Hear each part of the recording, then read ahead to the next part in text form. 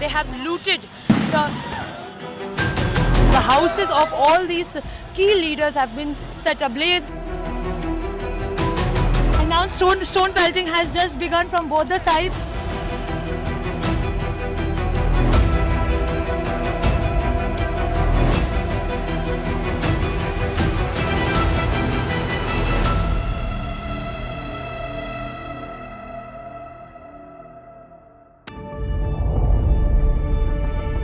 The Earth is sending distress signals. Wildfires, droughts, and melting glaciers. Can we reverse the damage? Explore the harrowing effects of climate change. It's a wake-up call. Global emergency. Climate Tracker on WION World is One. This is the situation at the moment in Kathmandu Valley. There is a parliament which has been set on fire. They burned the tires here right in front of the parliament building. They have looted the houses of all these key leaders have been set ablaze. And now stone pelting has just begun from both the sides.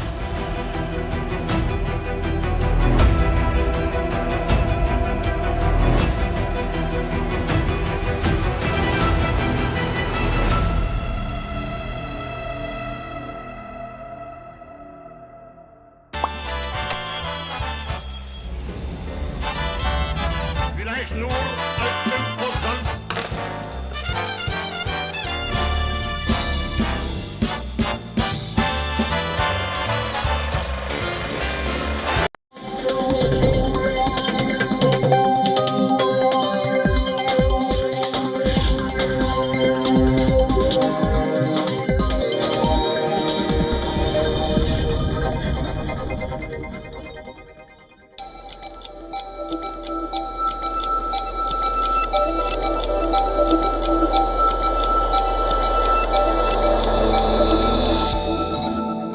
Hello and a very warm welcome. You're watching Gravitas with me, Gravitas.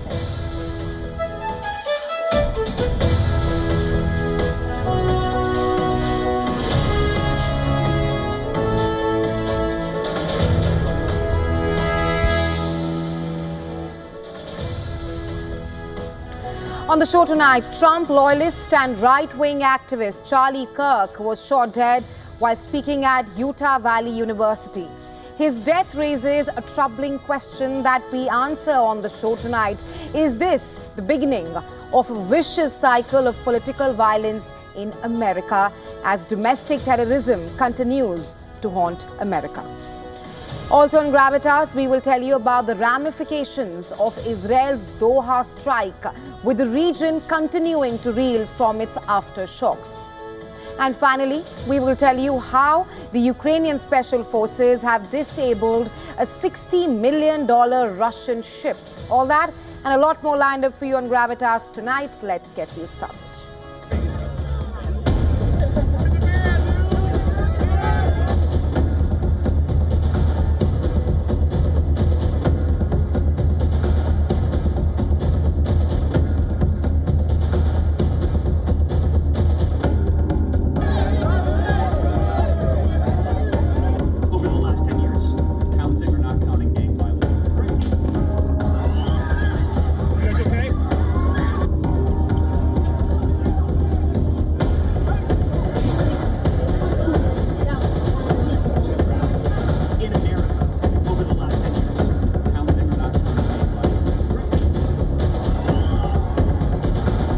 Are united in shock and horror. Charlie was a patriot who devoted his life to the cause of open debate and the country that he loved so much, the United States of America.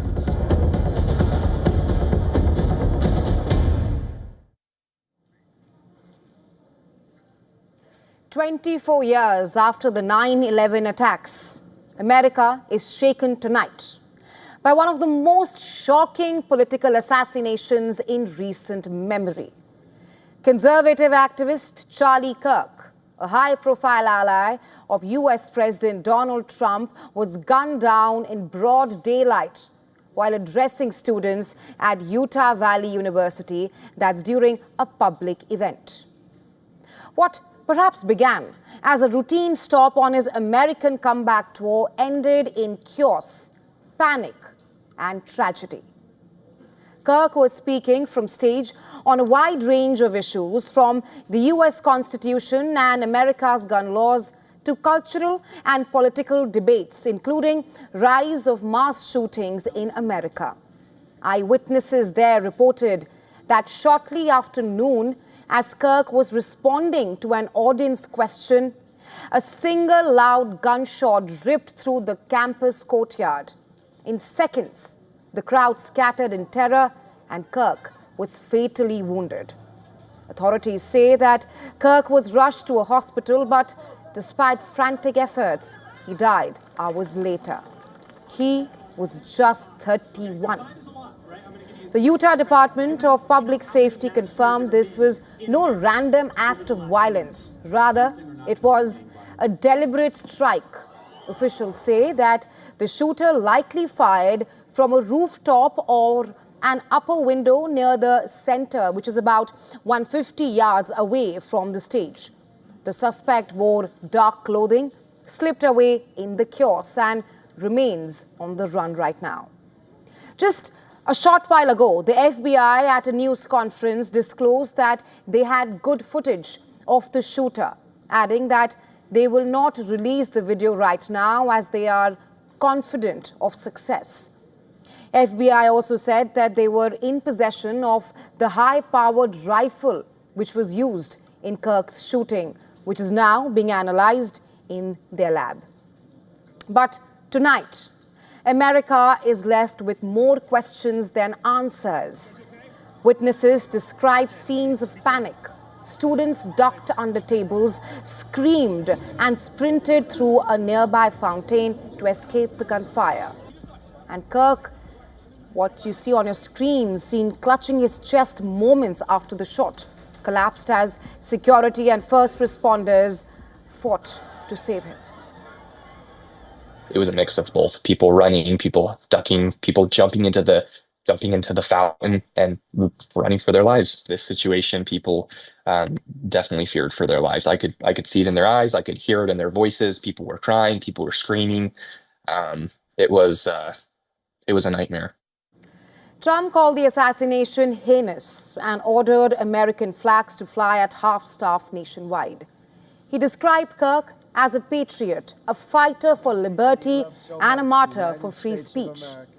The U.S. president said Kirk would be bestowed the highest U.S. civilian honor posthumously. To my great fellow Americans, I am filled with grief and anger at the heinous assassination of Charlie Kirk on a college campus in Utah. Charlie inspired millions, and tonight all who knew him and loved him are united in shock and horror. This attack has also reignited fears of domestic terror that has haunted the U.S. in recent years.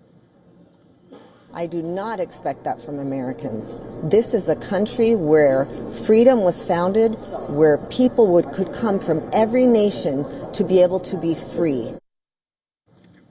Experts on domestic extremism warn that the U.S. is perhaps in a dangerous cycle. They point to economic uncertainty, demographic shifts, and a toxic political climate as fuel for radicalization.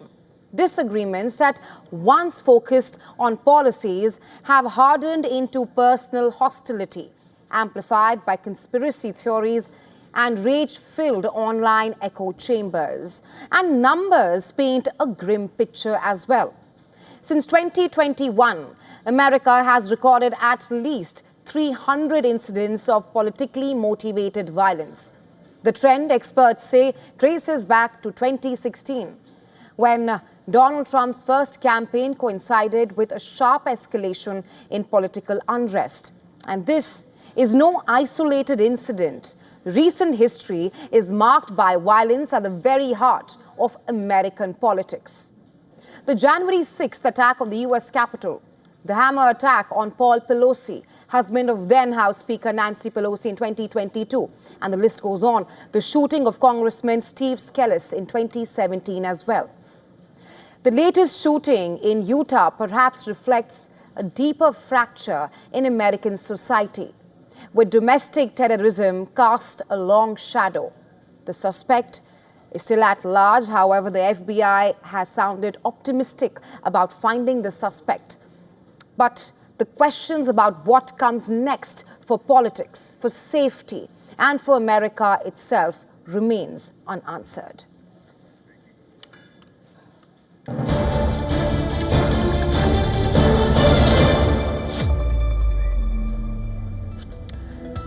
And breaking news coming in on Charlie Kirk's killer. Ammunition inside the rifle was engraved with messages of transgender and anti-fascist ideology. The Wall Street Journal reported this, citing a law enforcement bulletin and source familiar with the investigation. The suspected killer is believed to be of college age and blended in with students on the campus. And that's the latest coming in on Charlie Kirk's assassination. What we are telling you right now is that Charlie Kirk's killer ammunition inside the rifle was perhaps engraved with messages of transgender and anti-fascist ideology. That's according to reports on Wall Street Journal. Of course, a short while ago, the FBI was also sounded perhaps optimistic on finding the killer who killed Charlie Kirk while he was at a rally in Utah earlier today.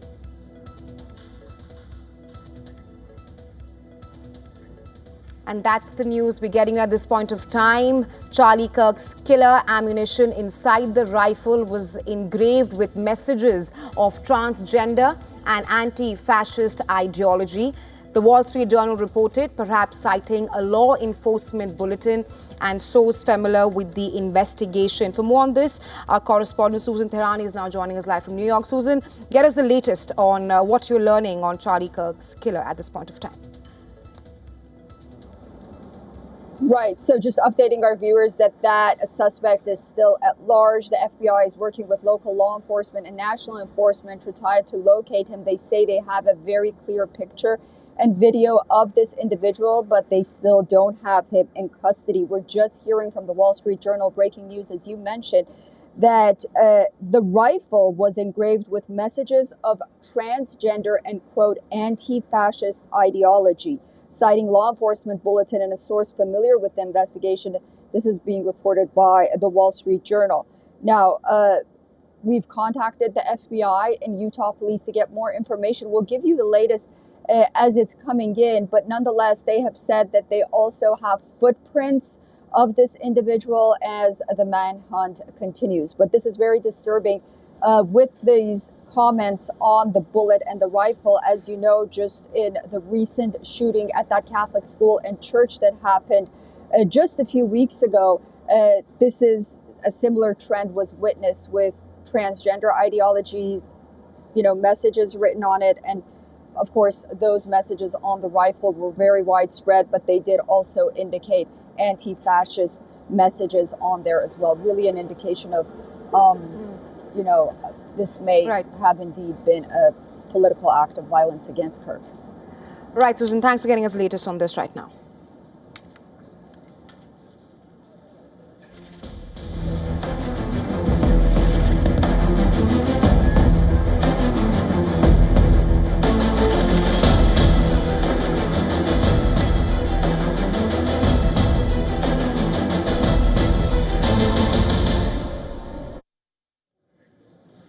Well, moving on to other news that we're tracking on Gravitas tonight. Israel's strike in Doha resounds across multiple dimensions.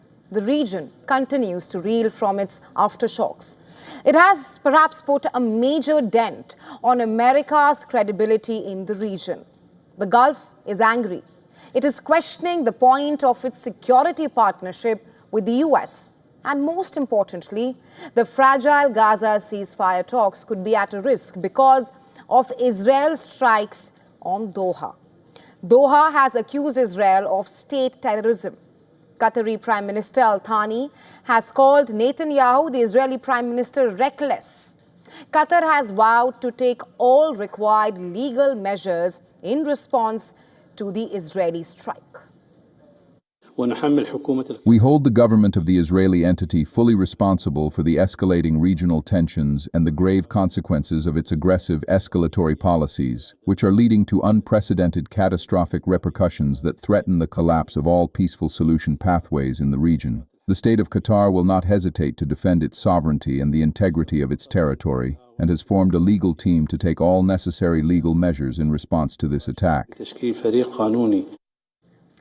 In return, Israeli Prime Minister Benjamin Netanyahu has threatened Qatar, warning it to either expel or prosecute the Hamas officials in Qatar, declaring, and I quote here, "Because if you don't, we will." That's exactly what the Israeli Prime Minister has said. Listen in. We went after the terrorist masterminds who committed the October 7th massacre. And we did so in Qatar, which gives safe haven. It harbors terrorists. It finances Hamas. It gives its terrorist chieftains sumptuous villas. It gives them everything. And I say to Qatar and all nations who harbor terrorists, you either expel them or you bring them to justice. Because if you don't, we will. Netanyahu clearly sees no wrong in Israel's actions. Israel has insisted that it targeted Hamas and not Qatar, but the strike was on Doha. Has Netanyahu's gamble perhaps isolated Israel further and killed off the last hopes of any kind of ceasefire in Gaza? Well, already the fallout has been one of massive criticism against Israel. Canada is reviewing its ties with Israel. The EU is weighing sanctions. EU Chief Ursula von der Leyen has even pushed for sanctions on extremist Israeli ministers. What about the US? US President Donald Trump himself has admitted that he was not thrilled and that he was never notified in advance of the Israeli attack on a US ally. Qatar is also questioning its security pact with the United States of America. Now remember, Qatar hosts the largest US airbase in West Asia. You see, when Israel struck Hamas leaders in Doha on Tuesday, Qatar, which is home to the largest American military base in West Asia, suddenly found itself under attack, and that by Washington's closest ally, Israel. The attack took place when Hamas officials were in fact in a meeting to discuss the latest US-backed peace proposal. The White House was rather expecting to receive Hamas's response by the end of the week, but it wasn't meant to be because Israel struck them in Doha. And its strike not only killed Hamas members, but also killed a Qatari officer, the first Gulf Arab killed by Israel in decades. For Qatar, which has hosted Hamas leaders at America's request, this attack by Israel on its soil was a major humiliation.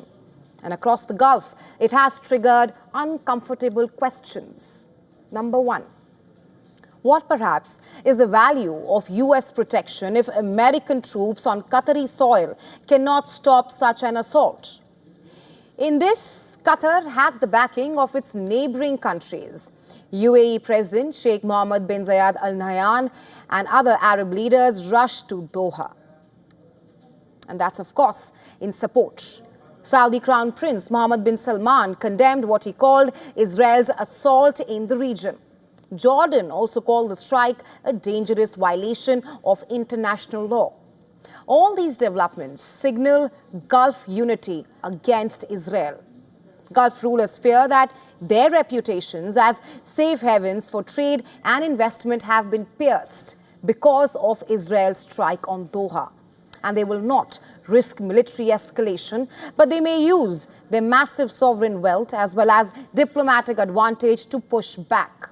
Already, Qatar has taken its outrage to the United Nations, sending formal letters to UN Secretary General Antonio Guterres and the UN Security Council condemning Israel's strike. Qatar says the attack violated its sovereignty, endangered civilians, and undermined regional security. Qatar's Prime Minister has also vowed a comprehensive response to deter future strikes. The UNSC was due to meet on Wednesday but pushed its emergency session to Thursday as calls now grow for global action against what Arab states are calling Israeli aggression. The major fear is also that Israel's strike jeopardizes the fragile ceasefire talks for Gaza that are being mediated by Qatar, Egypt and the US. Qatar is saying that Israel has endangered the ceasefire talks as well as the release of the remaining Israeli hostages who are still in Gaza. But it has vowed to continue its mediation role. It is now seeking a collective Gulf Arab response. Gaza, meanwhile, remains in humanitarian catastrophe, starving due to famine, with 64,000 plus Palestinians dead. The fallout in the region could be a turning point that we'll have to wait and see, because what will be the Gulf's response? But what's certain for now is this: the attack has united Gulf states in anger. It has rattled confidence in US security guarantees and put the US on shakier ground with Gulf allies.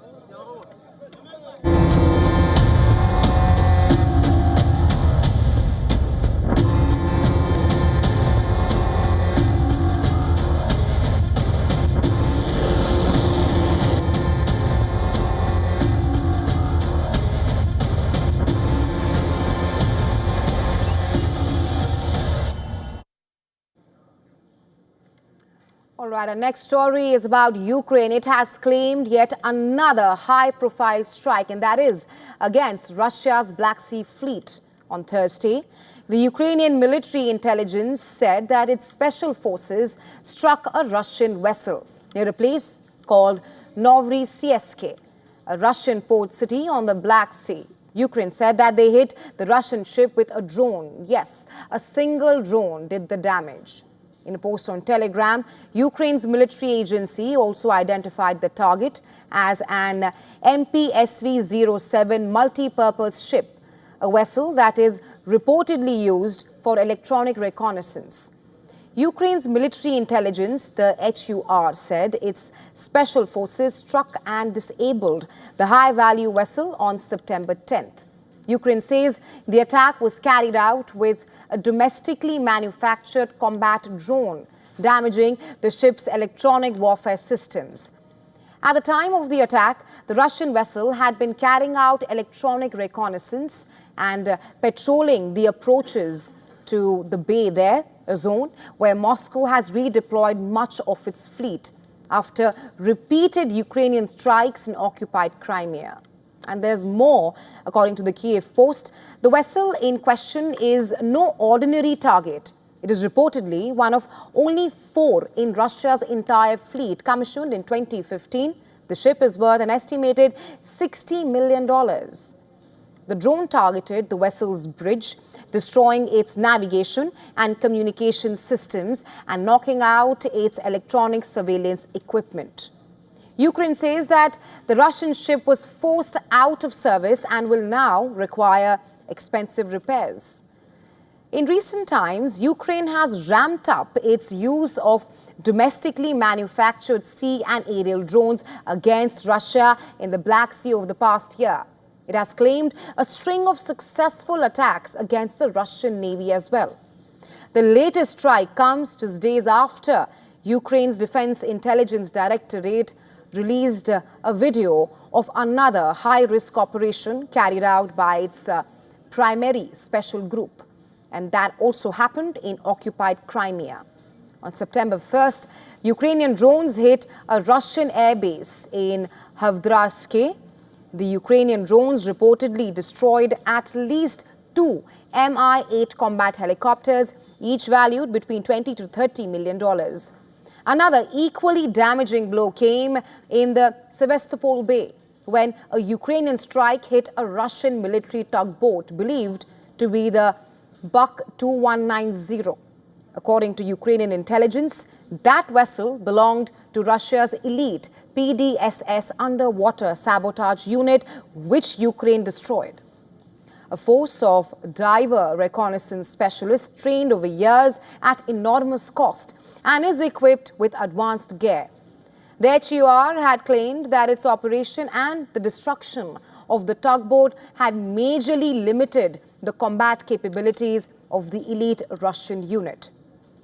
Remember, the Crimean Peninsula, annexed by Russia in 2014, remains a crucial launch pad for Russia war, a region that remains a top priority for both sides in the war. Russia continues to use this region to deploy aviation and stage missile strikes deep inside Ukraine. Meanwhile, Ukraine's stated goal has been the reclaiming of this region.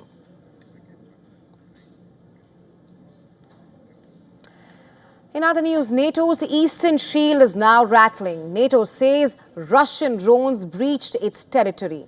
Poland is sealing its skies and Germany is sending boots to Lithuania. But Moscow says it's all a myth. It denies targeting Poland. Now, the UNSC will convene tomorrow at Poland's request over drone intrusions by Russia. Our next report telling you more.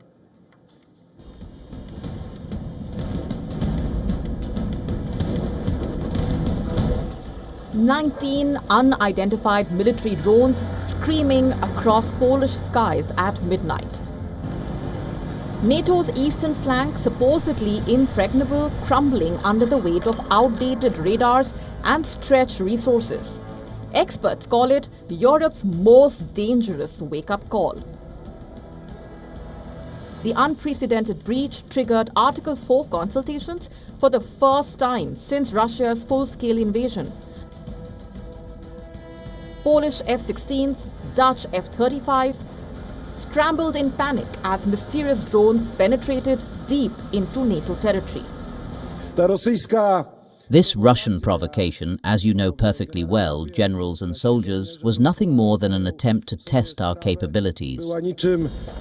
Poland immediately imposed total flight bans along its eastern border. Germany is rushing an entire brigade to Lithuania. This is one of Europe's largest military reinforcements since the Cold War. A desperate scramble to plug gaping holes in NATO's defences. Well, this incident is probably a timely warning to NATO to move expeditiously in the direction of putting greater air defence assets into Eastern Europe, but that could be an unpleasant trade-off when it comes to helping Ukraine. Moscow vehemently denies involvement in the drone incursion, while asserting that no facilities in Poland were planned to be targeted. Russia also points out that Polish authorities found no traces of explosives on drone fragments. The war in Ukraine has turbocharged drone warfare, transforming $1,000 quadcopters into strategic weapons and turning battlefield improvisation into policy. Ukraine produces millions of drones a year as Russia refines swarming tactics. NATO, heavy on tradition, now finds itself scrambling. Current systems were never built to target hundreds of small, low-flying intruders. For Europe, adaptation is no longer a strategic option. It's a question of survival at the frontier of a new war. Bureau Report, WION World is One. Let's tell you what else lined up for you on the show tonight. Nepal hunts for a new leader under uneasy calm. Who will Nepal choose as their next leader? We'll get you the complete report in just a short while from now.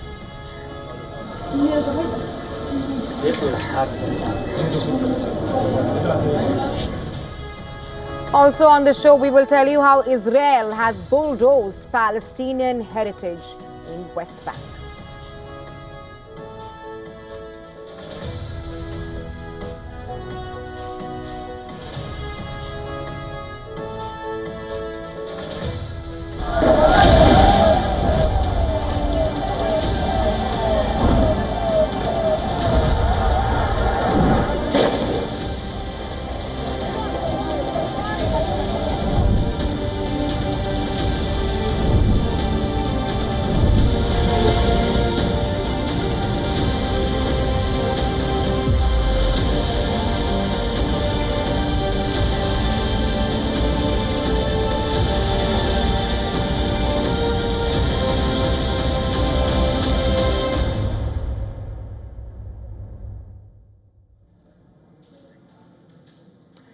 2 days after violent youth-led demonstrations and arson rocked Nepal, killing at least 30 and injuring over 1,000 people, an eerie calm prevails amid a hunt for Nepal's next leader.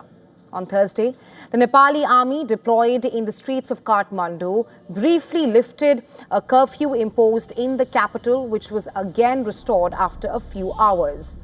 And during that period, armed soldiers were seen patrolling the streets, checking vehicles and helping those in need.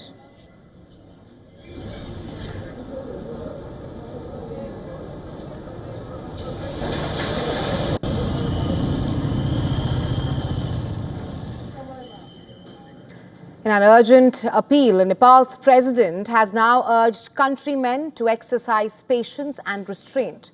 He has also appealed to all parties in Nepal to have faith in the institution for a solution to the leadership crisis and also extend their cooperation in preserving peace and order in the country. In the face of political uncertainty, Gen Z residents remain hopeful that perhaps something positive will come out of the demonstrations that saw the resignation of the former Prime Minister of Nepal, KP Sharma Oli, and left a leadership void in the country. We are expecting to make our country like Denmark, free of corruption, and we are literally we are going to make and we are going to choose the leader. We are hoping also to choose a very kind leader and very hardworking leader who are literally going to make our country very beautiful as it is in nature. We are going to make our country literally beautiful in every aspect, like in economy and education. Representatives of the demonstrators met with military officials at the army headquarters in Kathmandu earlier to discuss a transitional leader in Nepal. A section of Gen Z demonstrators pushed for a former Chief Justice, we are talking about Sushila Karki, as a popular choice. Some of the party members have the misconception that they can infiltrate and create a division. This bloodshed is because of you, old leaders. If people start the bloodshed, then they would not survive. We don't want bloodshed. We want to dissolve the parliament, but not to cancel the constitution. A sudden change in political dynamics and governance is by no means a novel occurrence in South Asia. In Bangladesh and Sri Lanka, youth-led demonstrations against inequality and economic mismanagement have brought down governments in recent years, perhaps underscoring the power of public outrage in redirecting the course of the nation's future. But when it comes to Nepal, how has the leadership been like and placed so far? Well, Nepal is a federal parliamentary republic with a federal parliament consisting of a 5-year term for House of Representatives.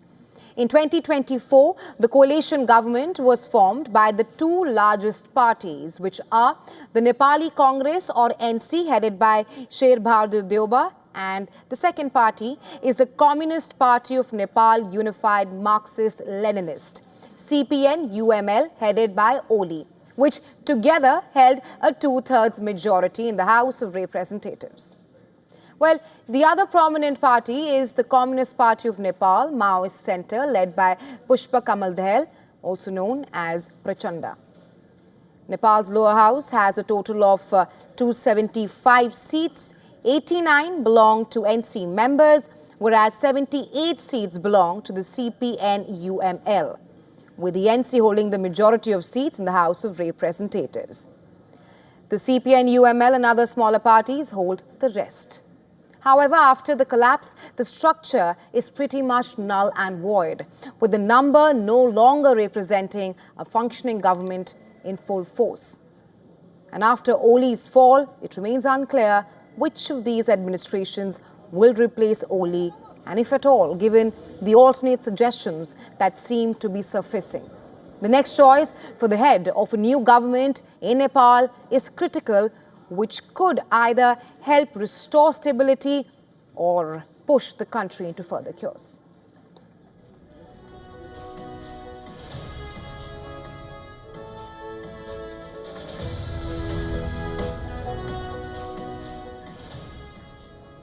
All right, besides bombing Gaza into ruins, Israel is also in the dock, for destroying Palestinian heritage.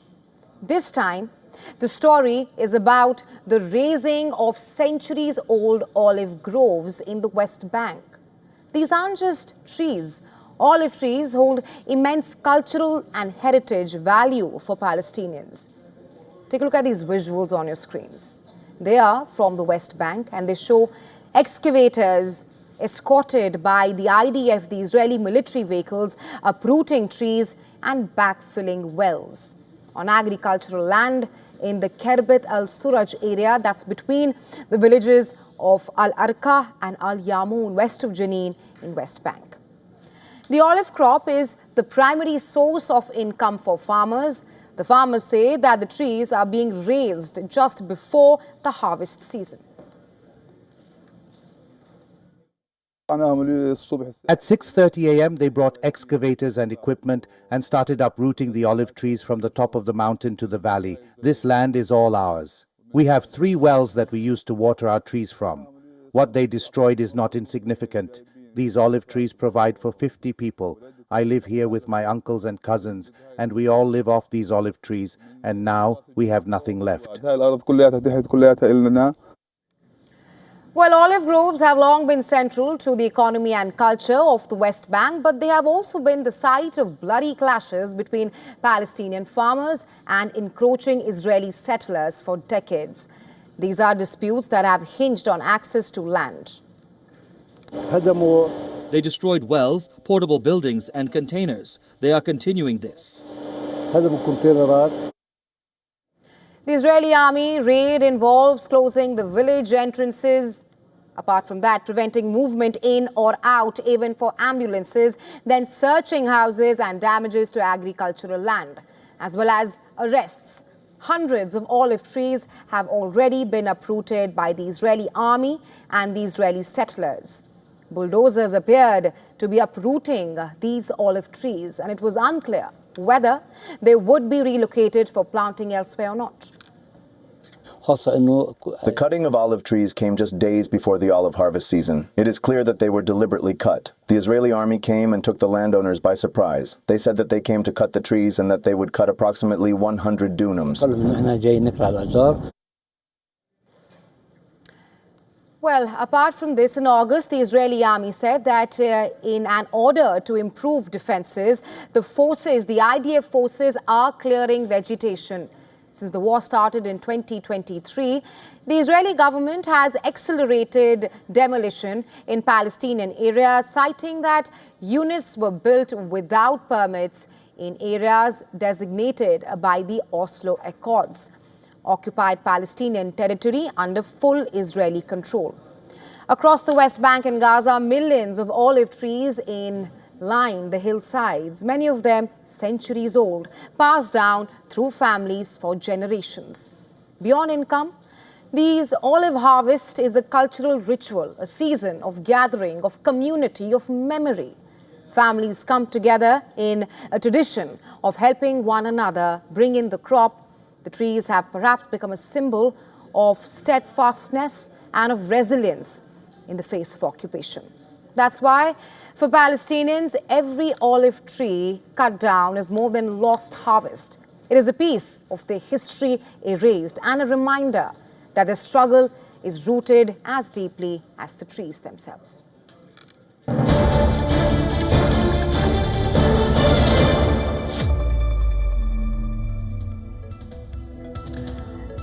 All right, breaking news coming in. The gunman who shot dead U.S. right-wing youth leader Charlie Kirk in a targeted killing remains at large. But the FBI has now released photos, the pictures on your screens right now, of the person of interest in Charlie Kirk assassination.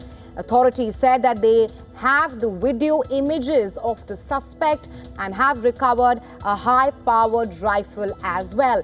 The FBI says that We are asking for the public's help identifying this person.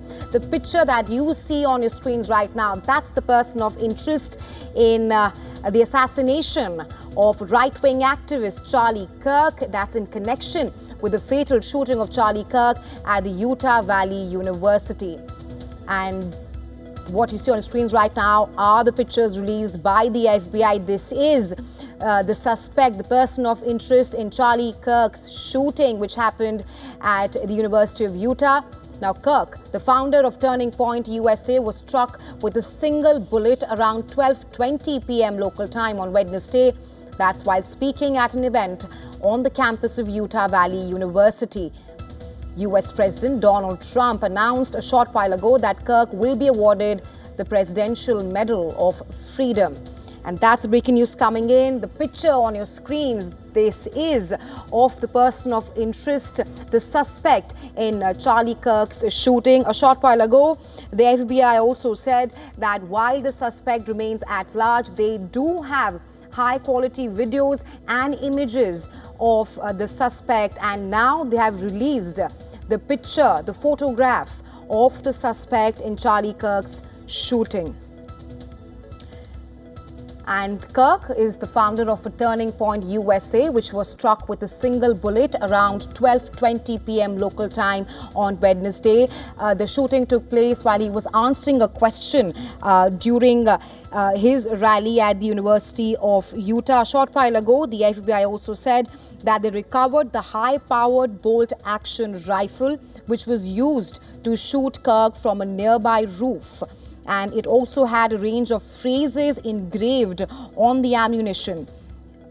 The FBI earlier also said that the shooter is a male, as you can see on your screens, because this is the picture of the suspect, of the person in interest. And a short while ago, FBI also confirmed that the suspect appears to be of college age. And as you can see on your screens right now, a massive manhunt is underway for Charlie Kirk's murderer, the person who shot him dead while he was at the University of Utah. And these are the first images of the suspect of interest in Charlie Kirk's assassination.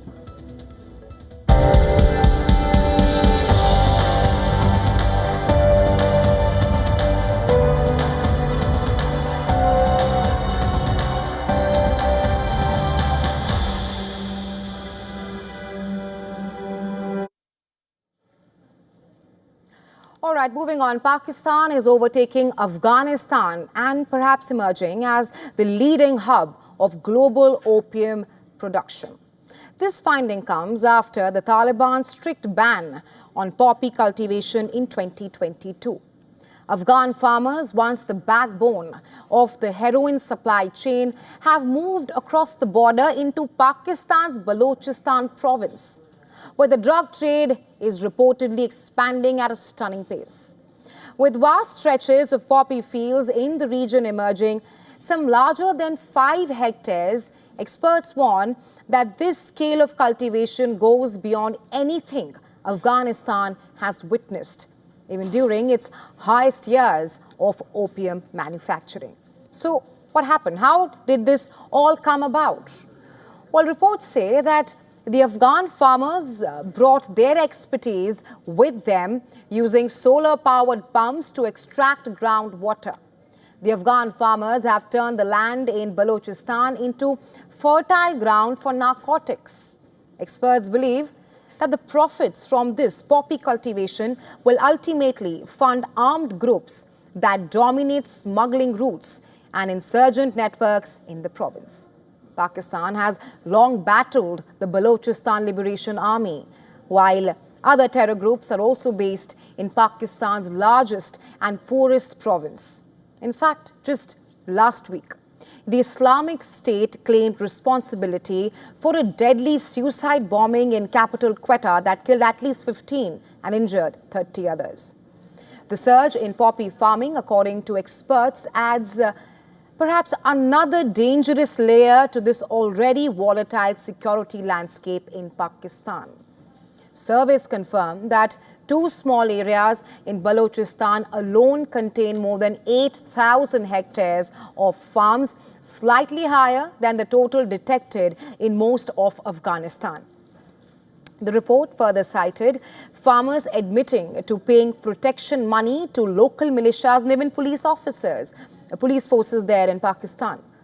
Most Afghan migrants either rent land from local Baloch tribes or work as sharecroppers, despite Pakistan's construction of a double fence along the border. They cross with relative ease, bringing with them farming skills that keep the drug trade alive. These developments come amidst reports of opium prices stumbling after peaking at around $1,000 per kilogram in 2023. That's in 2023 because the price now stands at about $370. Experts link this drop directly to the rising Pakistani supply of opium, a sharp contrast to more than 2 decades ago when Pakistan declared itself poppy-free back in 2001.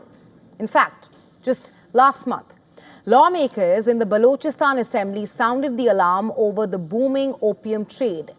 Opposition members warned that the unchecked spread of opium is destroying youth. Government representatives vowed to crack down and urged cooperation to locate and also eliminate farms. Now, for years, Afghanistan supplied nearly 95% of the heroin consumed in Europe. That monopoly ended with the Taliban's cultivation ban in 2022. But as Afghanistan's fields go barren, go empty, Pakistan's are flourishing, redirecting the world's narcotics pipeline and also creating new risks for a region already burdened by various issues, insurgency, corruption, and global terror links.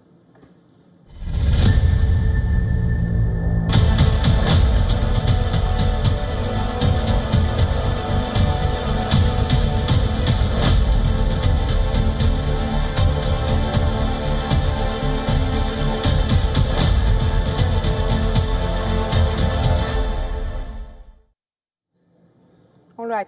China and the Philippines have clashed again, and this time it is over a natural reserve that China plans to build at the South China Sea shoal. This has led to a tug-of-war in the disputed territory. A day after China announced plans of establishing a national nature reserve at the Scarborough Shoal, Philippines has now strongly criticized this decision by Beijing. The Philippine Foreign Ministry said that China's action clearly infringes on Manila's rights and interests, calling on Beijing to withdraw and comply with global law. The Philippines strongly protests the recent approval by the State Council of China of the establishment of the so-called Huangyan Island National Nature Reserve. Bajo de Masinloc is a long-standing and integral part of the Philippines, over which it has sovereignty and jurisdiction.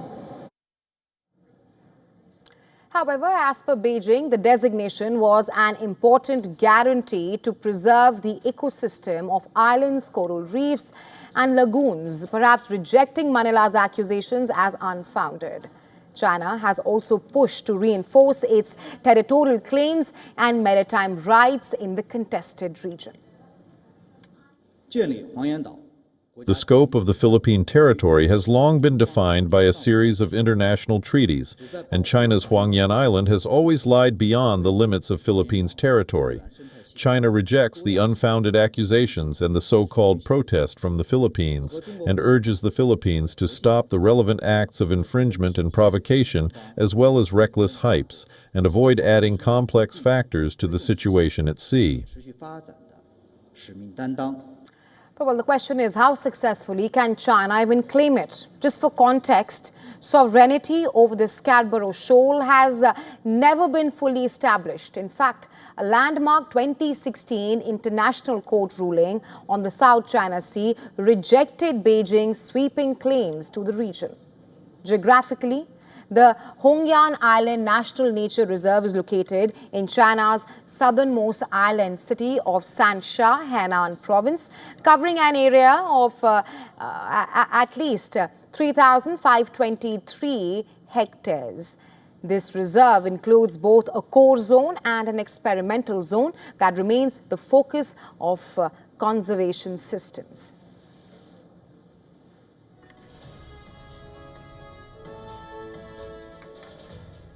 Our next story is about NASA and its bar on Chinese nationals. In the recent move, NASA has now blocked even those Chinese nationals from working on its space programs who hold a valid US visa. Well, according to Bloomberg report, this comes as both Washington and Beijing have ramped up their race to the moon. While typically NASA has had restrictions for employing Chinese nationals, those with US visas perhaps faced no issues in the past. And that's in contributing to agency research as contractors, graduate students, or even university scientists. But that reportedly changed on September 5th, when Chinese nationals who had been working with NASA were denied access to the agency's data systems and also from participating in meetings with regards to their work, both in person and virtually. As far as the space race is concerned, both China and the US plan to send crewed missions to the moon in the next 5 years. And Washington now fears that China could give it a beating in the lunar race. Other factors potentially involve a year marked by staff and budget reductions by NASA and also emerging questions regarding the direction of the agency's signature space exploration initiatives. Tensions between China and the US have also escalated since Trump's return to office in January for a second term, thanks to the tariff war and his policies involving major cuts to climate research and proposed cuts to NASA's Earth Science program, which also may have had a silent bearing on NASA's decision. As the United States of America observes the 24th anniversary of 9/11 attacks, the man who led US troops to eliminate terror mastermind Osama bin Laden continues to languish in a Pakistani jail. This in spite of earlier promises made by President Donald Trump and the US Secretary of State Marco Rubio to secure his release.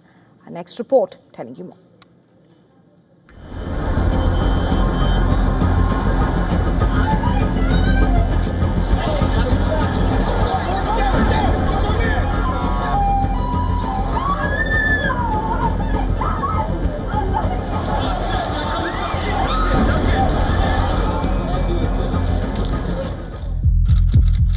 On September 11, 2001, the world witnessed one of the biggest terror strikes in US history.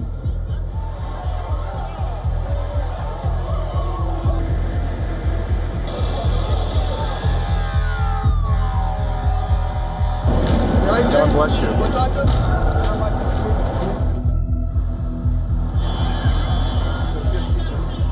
The attacks on the Twin Towers of the World Trade Center in New York and headquarters of the US Department of Defense, the Pentagon, in Virginia. Al-Qaeda claimed responsibility for the attack, prompting the US invasion of Afghanistan and its quest to hunt down its leader, Osama bin Laden. It was nearly 10 years ago that a bright September day was... It would take 10 years before the United States could trace and eliminate the dreaded mastermind.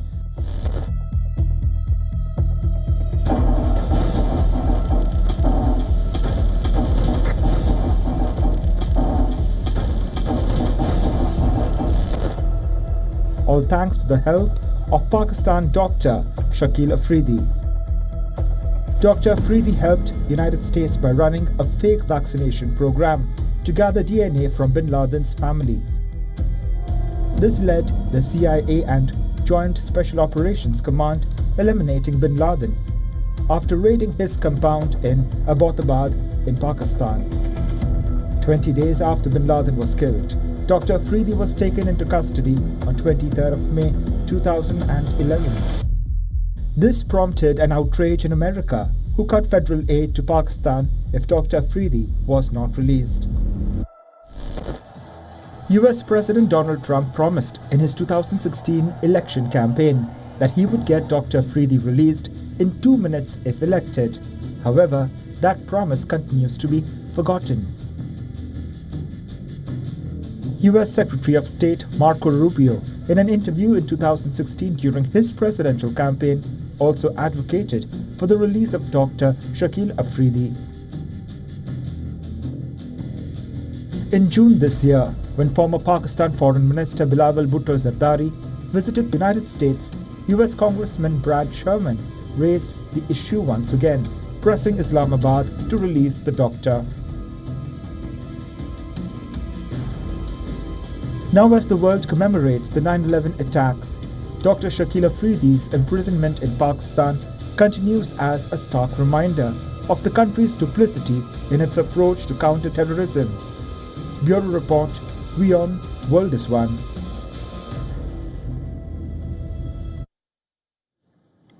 Should physiotherapists be allowed to use the doctor prefix? It's a question stirring debate in medical and academic circles across the country and beyond. Some argue that it is a matter of qualification and respect, while others argue that it could cause confusion among patients. In the latest, India's Director General of Health Services, which is the central regulatory body for healthcare, has directed the National Commission for Allied and Healthcare Professionals to withdraw a provision in the new physiotherapy curriculum that earlier allowed physiotherapists to use the prefix doctor. According to the National President of the Indian Medical Association, the move risked physiotherapists prescribing medicines despite not being qualified medical professionals. In a letter to IMA, Dr. Sunita Sharma, who is the Director of Health Services, stated that unless physiotherapists are enrolled in the state medical register, they cannot practice modern medicine or use the prefix doctor. Now, when we talk about the professional boundaries, physiotherapists are regulated professionals under the RCI Act. And using the doctor prefix blurs the lines perhaps between the scope of practice and that of medical doctors. Earlier, in April 2025, the National Commission for Allied and Healthcare Professionals under the Ministry of Health and Family Welfare issued a new physiotherapy that recommended physiotherapists to use the doctor prefix. However, this proposal was met with strong objections from doctors' associations like the Indian Medical Association, after which they asked to remove the doctor prefix. And with that, we slip into a very short break. Thanks very much for staying with us. You are watching WION World is One. Stay tuned.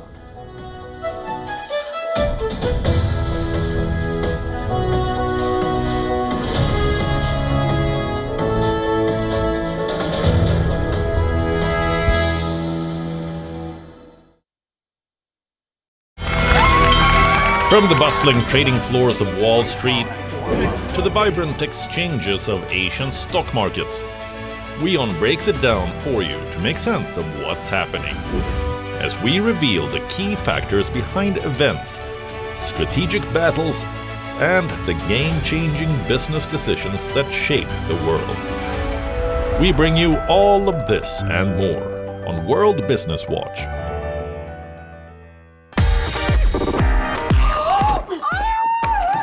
As Gilmore Girls completes 25 years, here's decoding what makes it an all-time favorite fall show.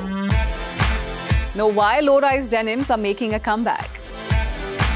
And take a look at the iconic designer Giorgio Armani's legacy and influence. All this and much more with me, Diksha Bisla, on WION at these times.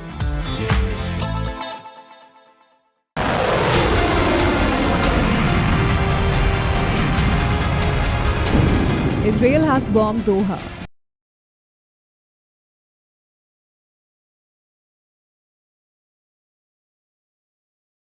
Iran is facing a nuclear deadlock. Are the make-or-break nuke talks about to collapse? The Houthis are striking back hard. Israel now faces a parallel war in West Asia.